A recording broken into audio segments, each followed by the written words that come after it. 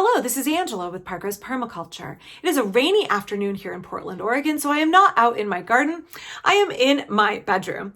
And today I want to talk about the sustainability industry. I want to talk about businesses that market products to us under the guise of green living and sustainability, and what permaculture has to say about those, and whether there are better designs that we could utilize, whether there is a better choice that is more accessible for folks and more effectual.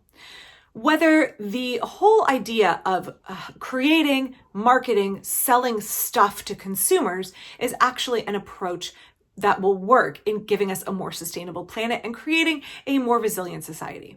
I want to use as an example a product that is marketed in the ads that sometimes appear before and during my videos here on YouTube.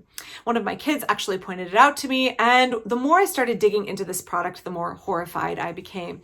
It is a home composting system that sits on your kitchen counter and you plug it in and it creates compost rapidly. It is sold as marketed as a truly sustainable alternative. It is an investment in a green future. Now, some of you may be familiar with the term greenwashing. That is the way that corporations, businesses that are really motivated by profit, couch their product, cloak their product in the guise of sustainability in order to appeal to consumers. So greenwashing is a way that corporations can market their products to us in a way that appeals to our desire to want to do better and to want to perhaps be more environmental or more sustainable.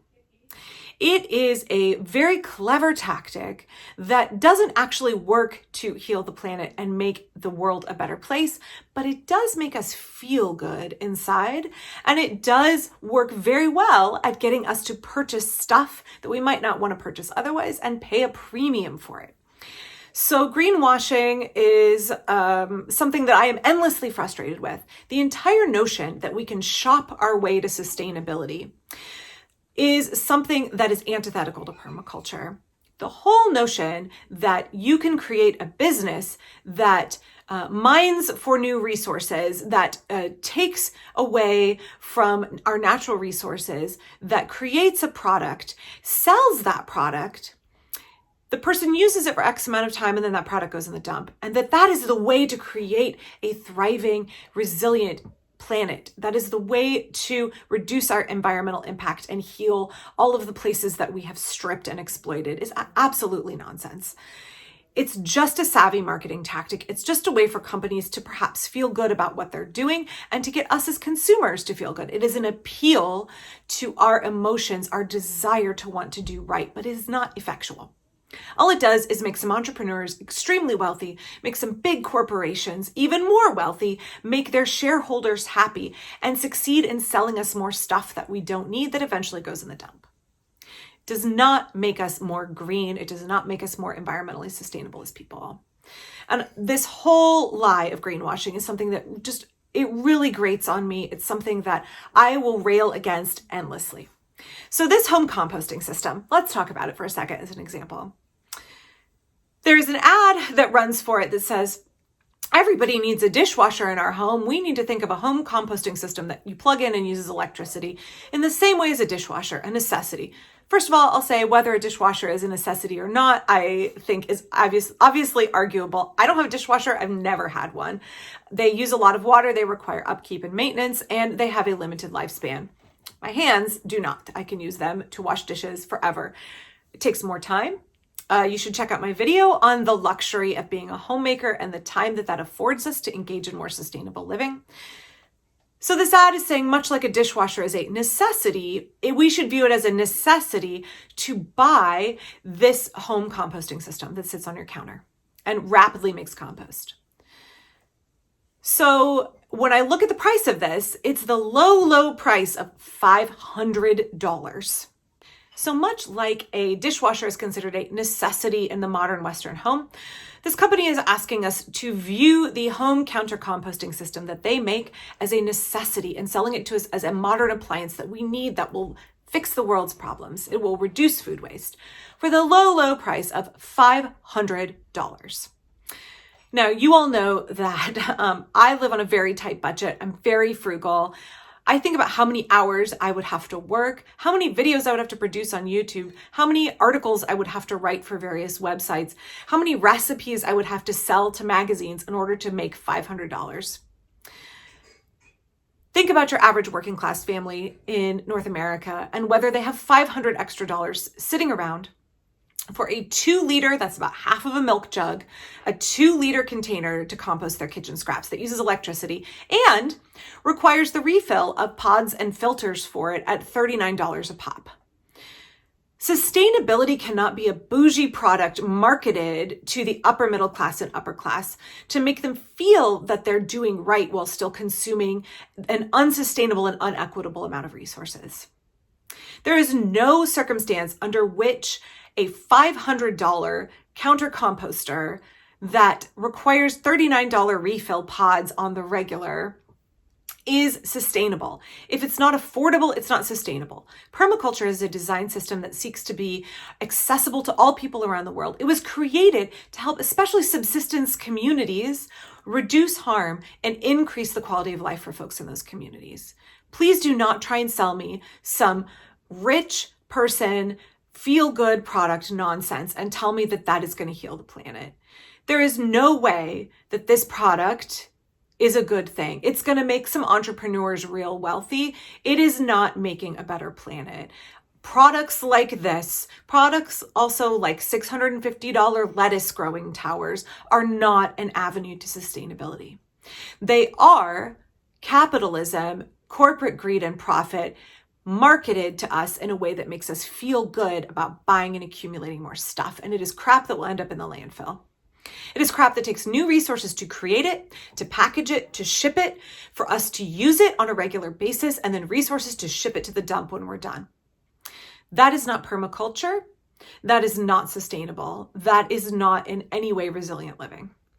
So let's quickly talk about some methods of getting rid of your home kitchen waste. Like let's say that you want to get rid of your home kitchen waste in a way that's not putting it in the garbage. Absolutely.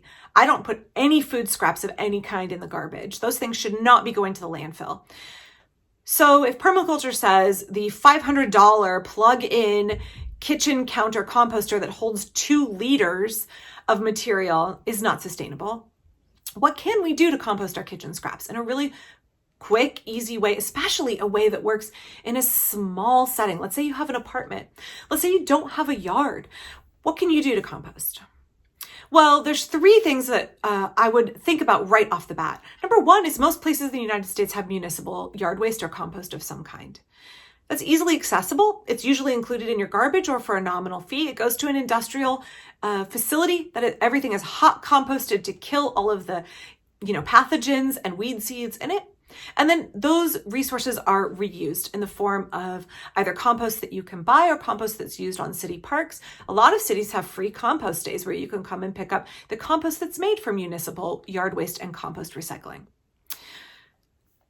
However, there are some issues with that. It involves more carbon. It involves you having to put your kitchen scraps into a bin.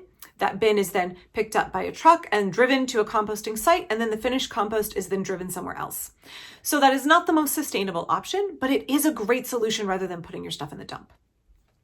But let's say you live in a small apartment and you don't have municipal compost, or you don't want to participate in that system. What can you do? So 2 great solutions if you live in an apartment, if you live in a small urban setting, if you live in the country, if you live on a sprawling farm, are worm bins and Bokashi. These are 2 long-time implemented ways of taking your kitchen scraps and quickly turning them into rich, fertile material you can use in your garden or on your potted plants. I have a worm bin. My mom has had a worm bin. We grew up with worm bins and we kept them in the house. So for my high school years, we lived in Ohio that has cold, snowy winters, and you couldn't keep your worm bin outside because the red wriggler worms would not survive the winter. So our worm bin actually lived in the house. So the positives of a worm bin: it's clean, it doesn't smell, you can keep it in your house. It's a really efficient way to use up things like paper scraps, like shredded office paper, coffee grounds, coffee filters, banana peels, bread crusts, sweet potato peelings, carrot peelings. All of those can go in a worm bin. It doesn't smell. The worms are very happy. They do their job. They create the rich liquid that comes off of that. Is called vermiliquor, and it's a wonderful fertilizer. You dilute it with water and use it on your houseplants. And the worm castings, their worm poop, is this lovely, black, fluffy, wonderful soil that is fabulous to use in the garden. Very rich. Doesn't smell. Easy to use, can use a variety of kitchen scraps. The limitations are you can't have it in super cold weather. Again, we kept ours in the house. Because it doesn't smell, it's a great option to do indoors. It can't be used for all kinds of scraps. You can't use dairy and you can't use meat in it. You can't use alliums in it in a large quantity. And you can't use citrus peels. The limonene in citrus is toxic to red wriggler worms, so you don't want to use those. So there's a limit, but it's good for composting a lot of things in a small setting. A lot of things we use on the regular, like shredded office paper, like toilet paper tubes, like the wrappers that perhaps if you get takeout food and it has a paper wrapper that it might come in, you can put that in your worm bin. Things like coffee grounds. The second option is Bokashi. And Bokashi is something that I don't do here on my property because I trench compost in my garden. I have ducks and chickens and now turkeys that eat a lot of my kitchen scraps. And I just don't have a need for Bokashi. But Bokashi works really well. I have multiple friends who've lived in apartment settings, and that is their main method of composting. You can use a 1 5-gallon bucket. It is a method of composting that is anaerobic. It is a really fast turnover. So while something in the garden compost may take months to complete its cycle, or even a year if you're cold composting, Bokashi is an anaerobic compost that uses a bacterial starter, and it turns over your compost and turns it into soil very quickly. It's ideal for small settings. You fill the bucket up and you put the lid on and you just let it cook and ferment, right? It's basically a fermentation process that breaks down your kitchen scraps. You can put all kinds of things in your Bokashi bin. Folks in more subtropical and tropical climates can make huge Bokashi heaps out in the landscape and then tarp them. It doesn't work where I am because it's too cold, but that is an option for some folks. So your Bokashi bin has a couple of downsides. You do need to purchase a starter for it. Once you fill the bin up, you need to seal it, put a lid on it. So one of my friends who does it has 2 bins, one that is kind of fermenting and one that is being filled up. And so it takes that starter, it takes a space for 2 5-gallon buckets perhaps. And when it is fermenting, there is an odor. It is not unpleasant. It's not like decomp. It is kind of a little bit of a sourness, right? We're thinking about fermentation, making yogurt, making sauerkraut, making pickles. It's the same thing. You're fermenting a product that you can use out in your garden. And so it does have like a slightly sour aroma, but not unpleasant. So you might consider putting your Bokashi bucket in your mudroom, under your kitchen sink, somewhere like that to let it do its thing. The initial investment for a Bokashi system, you can buy whole systems ready to go for about $50. You can buy the starter itself for anywhere between $9 and $25. That's a huge difference. Or if you have a friend who does Bokashi, by the way, you can get starter from them. Huge difference between $9 and $500 plus a regular investment in $39 refill filters. Sustainability is something we should all be striving for. In permaculture, it is something that is requisite. We have to be working to reduce harm, not only harm that we cause the planet, but other people, both current human beings and future generations. We have to figure out how to push toward a no-waste society. We have to figure out how to reduce our impact on the planet, especially the way that we get rid of our waste products. Industries that are designed to make corporations, shareholders, and entrepreneurs wealthy are going to be opposed to the whole notion of sustainability. In my experience, there is very little that is profit-driven that is truly pushing for sustainability. There is nothing that is sustainable about a $500 plug-in composting system that can handle 2 liters maximum at a time. That is the epitome of greenwashing.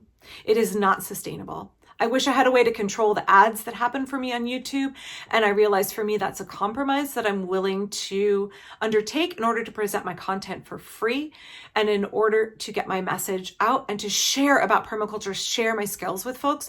The price is that we have to watch some ads, and those ads may not always reflect my values or your values, but I don't want you to think that the key to living a more green life, the key to actually being impactful in a positive way for the planet is to buy a $500 kitchen composting system. Don't feel that the only way to sustainability is to buy your way there. Don't feel that the way to be sustainable is to go broke in the process, because that's not sustainable. It has to be sustainable both within the context of our lifestyle and the context of our budget, and that's not both, that's three things, and within the impact on the planet. Has to work for our lifestyle, has to work for our budget, has to be effective in the end and actually having a positive benefit for the planet. So I encourage you to check out worm bins. I encourage you to check out Bokashi. Use your municipal composting system. Utilize your backyard if you have one and can compost there. You could do trench composting like I do. You could have an open compost bin. You could use a tumbler. All of those are great ways to turn your waste products into fertility. Heck, use backyard poultry. Use mealworm farms. Use things like that to turn your scraps into fertility. But do not use your resources on a $500 bougie, greenwashed product that will just end up in the dump eventually. Please don't do that. Don't feel pressure to do that. That is not the way. Thanks for watching my rant today. I'll be back from my garden later this week in Portland, Oregon. Loads happening in the garden in May. Everything is finally looking green and lush because we've had tons of rain, and I'm starting this week to plant out my tomatoes. So I'm really excited about that. I hope you all stay well. Please check out my Patreon down in the description. Thanks.